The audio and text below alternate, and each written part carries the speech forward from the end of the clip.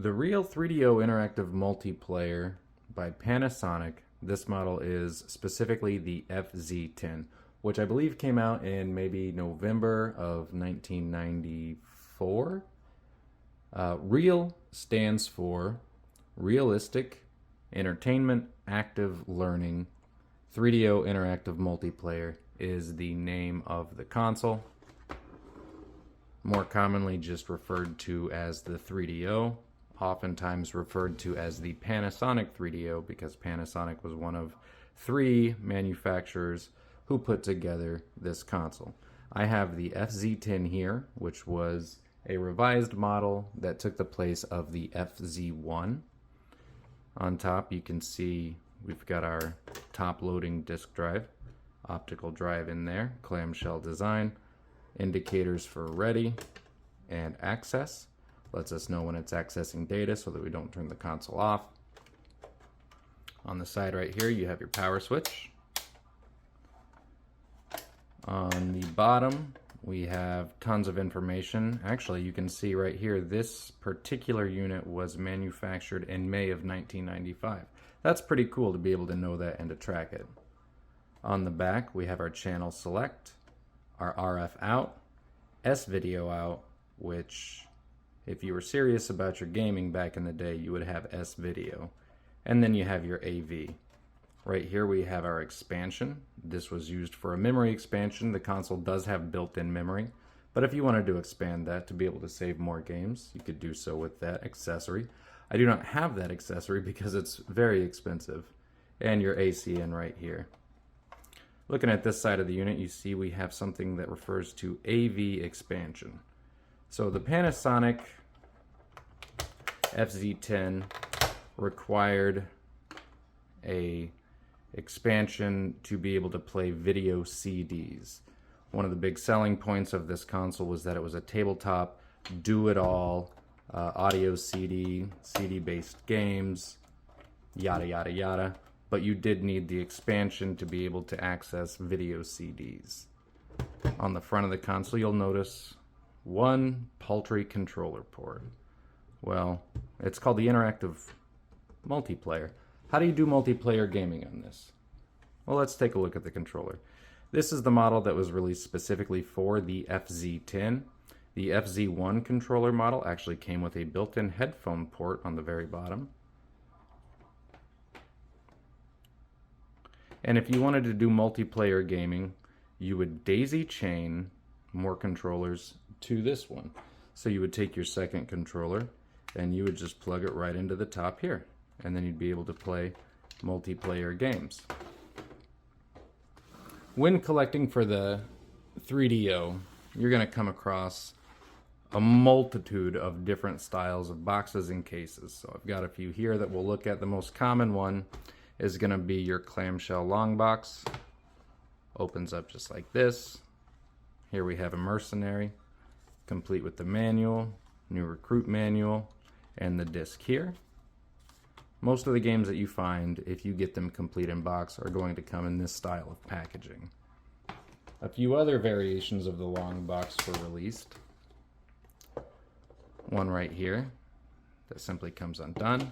You can see in here we have Quarantine, which we'll talk about when we go through our games a little bit later. I've got the driver's handbook. Nice creative way to add some packaging to your product. And we have the urgent user registration card.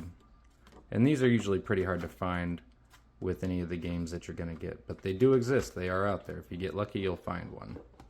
I wouldn't recommend registering now, but... And then another variation is a box that simply opens from the top and houses the jewel case inside. Inside of the jewel case is where you'll find the manual, the game, all of that.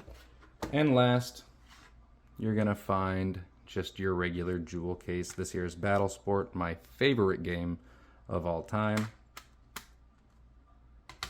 And so with all that out of the way, let's go play some 3DO games.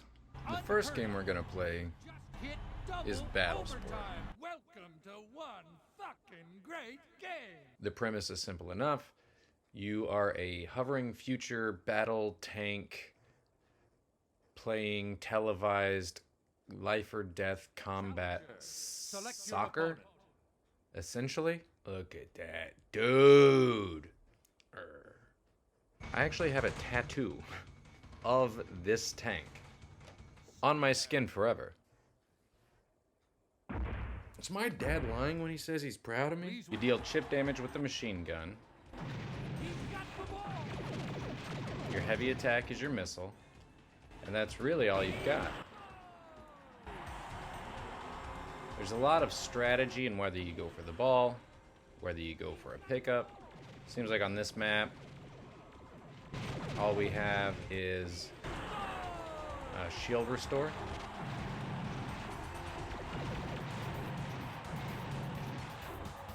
There are literally dozens of arenas in this game that get insanely complex and require you to actually actively platform to reach the goal. I will say that I might love BattleSport more than I love my wife. I can say that. She doesn't watch my videos. Nobody watches my videos. Speaking of, if you're watching this video, hey, thanks. Subscribing would be cool if you wanted to do that. Think of it as FIFA Twisted Metal Rocket League.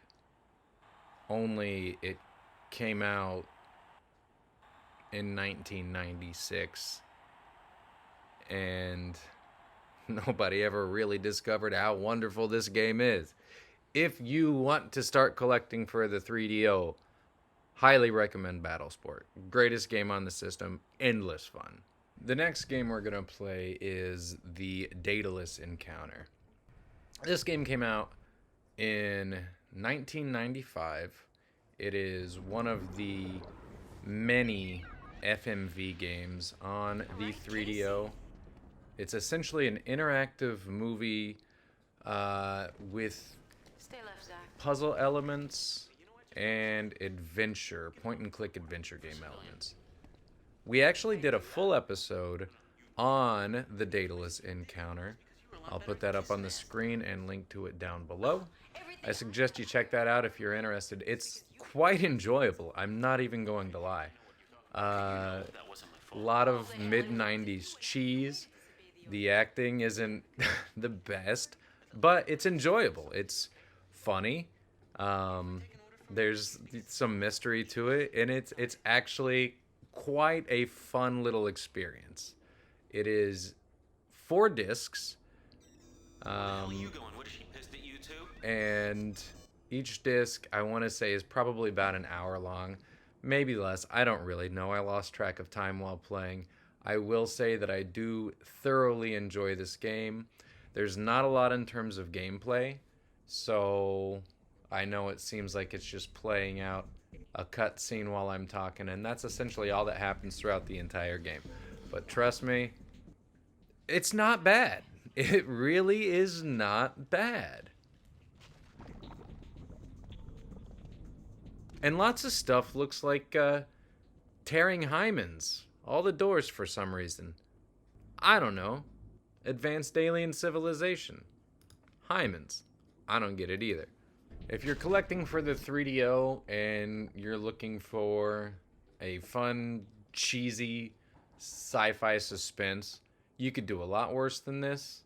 A complete in-box copy is going to run you about $70 to $90, somewhere in that range. And I do recommend it. It's fun.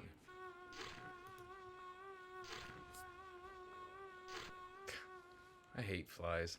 The next game we're going to play is called R.E.A.L, a cyberpunk thriller.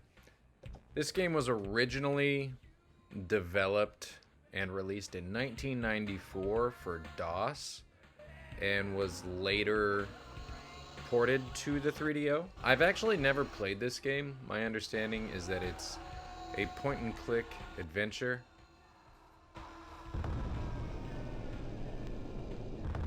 What the fuck?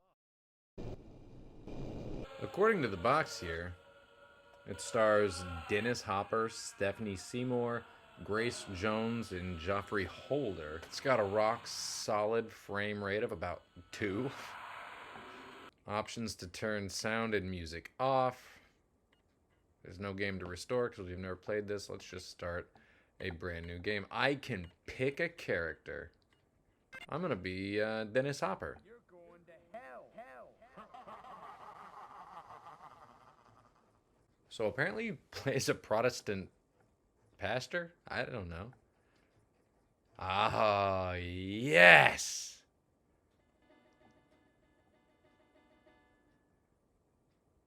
What? Is that a comb? We just... Oh, okay, we want to go talk to this guy. These types of point-and-click adventure games were very popular on the console. The controller does not lend itself well to 3D gaming. This was developed and engineered before the onset of the analog stick. So yes, it is capable of producing three-dimensional visuals that were at the time above and beyond what the competition was offering. However, the controller was best designed for two-dimensional games using its D-pad, its 3 face buttons, and its 2 shoulder buttons. If, for whatever reason, you're just dying to play this game on the original hardware, it's going to cost you around $50. But honestly, maybe don't. The next game we're going to play is called Immercenary. It was developed and released in 1995 by Electronic Arts and is set in the year 2004. So they were really thinking ahead, huh? Essentially, the game's premise is that you are a soldier who is put into a virtual war ground of sorts. And your objective is to find and vanquish... Are these bad guys? Oh god. It's been quite a while since I've played this game. I don't know where I'm gonna die. Look at them trees. Collision detection. I didn't think they could do it. So as you play, you come across other players who take on the forms of these avatars. You kill them. They leave behind some static crap. You collect that, and you eventually start to rank up. So I'm at rank 252, which is pretty low. But I'm going to keep doing everything I can to gain experience, level up, and eventually be able to take out the game's main antagonist, known as Perfect One.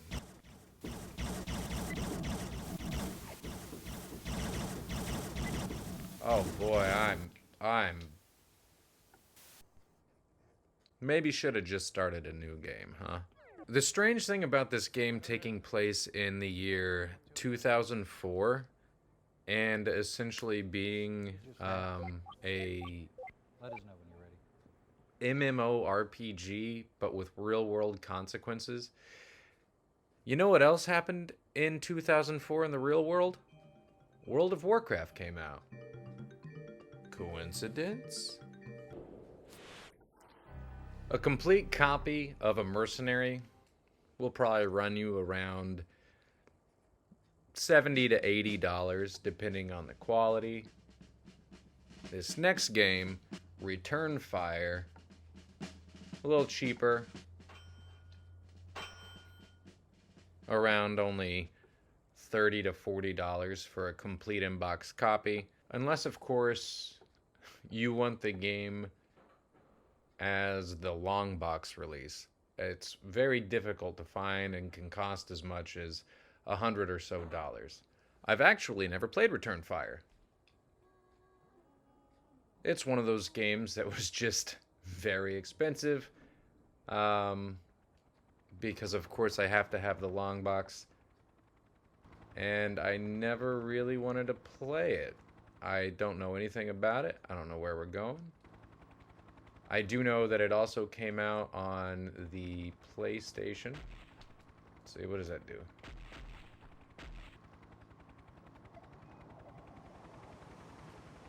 Oh, shit! Oh, shit! He's going... No!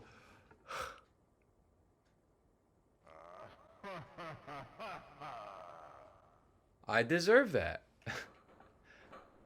Let's maybe try again. Can I kill this thing?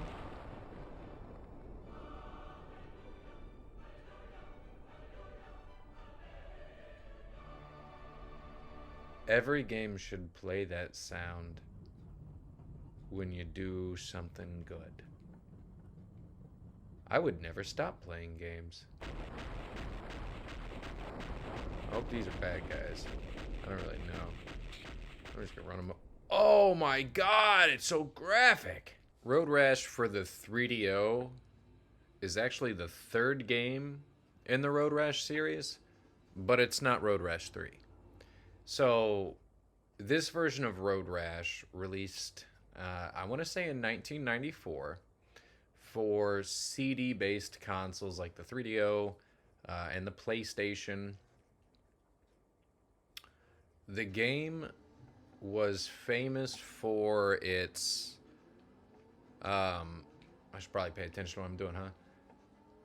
For being one of the first games to use a fully licensed soundtrack of popular radio hits, which is why I have made the decision to mute this game's audio while recording. The objective of the game is to, I don't know, kill people, beat the shit out of your opposition, cause them to crash their motor-powered cycles, and sustain a series of injuries that provide as the game's namesake. You can pick up various weapons in the game, play through its career, things like bats, crowbars, chains. It is a visually very impressive game for the time, and the most impressive aspect of the game was definitely its audio design. So it's a shame that I have to mute it, but I'd rather not get copyright claim. Hey! Get out of here. I'm gonna punch this man. I killed him. Oh no. Oh, there's a siren. Oh, that's a cop. Oh no, I killed him too. Ah! I got road rash. Hurry up, dude. The cops are coming. I don't know where this city's tax dollars go, but it's clearly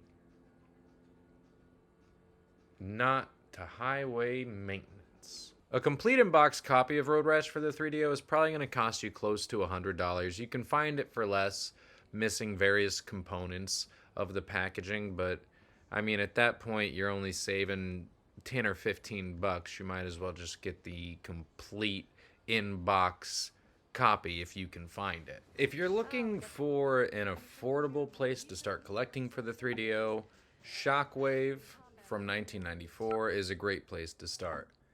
It is roughly $20 to $30 for a complete copy with the long box, and it's actually a really fun game to play. The production value was excellent, the FMV sequences were well acted, the world building is fun, it's goofy, it's cheesy, but in a good way, of course. You gotta remember the games we're playing are a product of their time, and when this came out, it was absolutely ahead of most of what you could find anywhere else on the market, especially when it was competing largely with the end of the life of the Super Nintendo and the Sega Genesis, PlayStation just kind of showing up. The premise of the game is that Earth has been invaded by aliens. You kill aliens with planes. This is a game, lady. As the game goes on, mission objectives become more complicated. Gameplay, of course, becomes much more difficult. And fuck this game. Another cheap game for anybody looking to get into collecting for the 3DO is Syndicate. This was made by Bullfrog, originally released in 1993 and had been ported to various other consoles. Syndicate is an isometric real-time strategy game, very heavy on resource management. The objective of the game is to work your way through each mission by using your company and your assets to collect taxes, to get money, to end up raising your empire so that you can accomplish each mission's goal. The control interface is a little clunky because, of course, it was designed and developed and meant to take advantage of... Don't change where I told you to go. It's probably best controlled with a keyboard and mouse. Kill that guy. Kill that guy.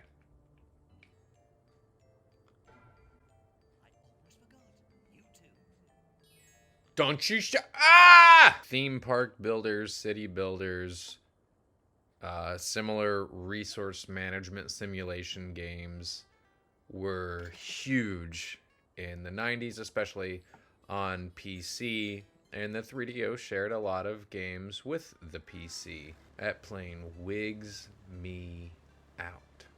Welcome to the theme park. If you're familiar at all with this style of game, theme park will be probably pretty familiar for you to pick up and play. It does have a lot of nuance to it that actually makes it kind of a charming and unique game in and of itself, even within the genre. Unfortunately, don't have much to show you right now. Just starting a theme park and all. The game looks nice enough. It plays well. And if this is your cup of tea, you could do a lot worse than this. To find yourself a complete copy of Theme Park on the 3DO, it's not going to cost you much more than $40, making it a pretty cheap option to get a complete long box to put up on your shelf to start padding out your collection. The final game we're going to play is called Quarantine, and it is absolutely badass. So the developers of this game went on to work on the Grand Theft Auto series much later on in their careers. The premise of this game is that you drive a taxi in some weird future city that has to be quarantined. In 2022 AD last year, we were dealing with COVID still. Chemo City 2048. This is what we have to look forward to, boys and girls.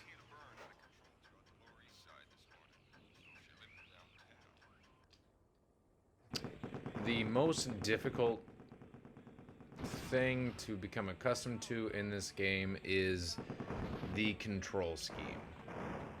Up on the D-pad, shit, jumps instead of driving you forward. A button accelerates. B button is your machine gun. Holy shit, I have that exact same outfit. Hi there, can I get a ride? My feet are killing me. I bet they are, yes. So we'll pick up our fares. I'll hop in here, make myself comfortable. Fantastic, get on in. So looks like we're going to be taking them right around the corner if we can get there. Nobody else wants us to be successful with our cab fares. Golly, this is rough to control. Look, this guy. Come on, buddy. You want to ride? Come on! Just let me figure out what I'm doing. Got one. I did it. Golly, that was hard to figure out. Okay. So I need to take a left, go straight, right, left, I think I got this. Get on in. $10, I'll take you there. So we've got to use our map to get us to where we're going, because I don't know that there's any way. Oh, we do have a little radar down in the bottom right. I gotta stop hitting landmines. Damn. Oops. Right around the corner, maybe? We did it. And that is how you make money in Chemo City. I'm a good egg. A complete copy of Quarantine is probably going to run you around $80. And I would say it's totally worth it just to have as a conversation piece on your shelf. And it's got a surprisingly rich and interesting history behind its development. And overall, the game's just crazy kind of fun, especially if you like the shock value of a game from 1994 being as astonishingly brutal as what this is.